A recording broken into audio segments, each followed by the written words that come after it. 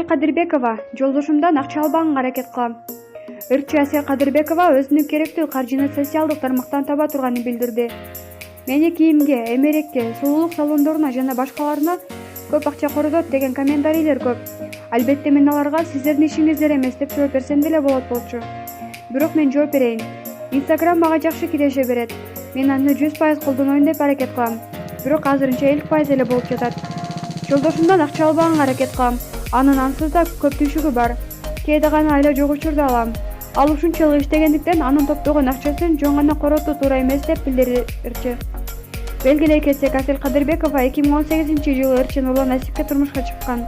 Азыр жубайлар Дария аттуу кызын тарбиялашууда. Булак, Заман KG. Сайкал Садыбакасова, жигитим бар, жакшы пландарыбыз да бар.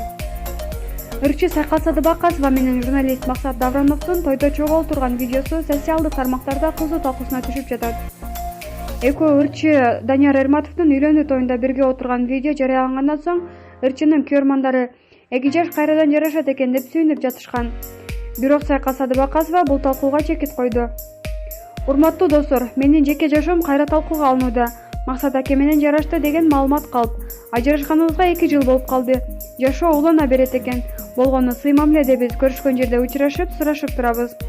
Менин жеке жашоомдо баары жакшы. Жигитим бар буйруса, кийинки жылга дагы жакшы пландарыбыз бар деп маалымдады ырчы. Эскерте кетсек, Сайкал Садыбакасова менен Максат Даврановдун 2017-жылдын 14-ноябрында үйлөнүү тою болгон. Кийин алар эки ажырым жолго түшкөн эле. Булак, Заман KG.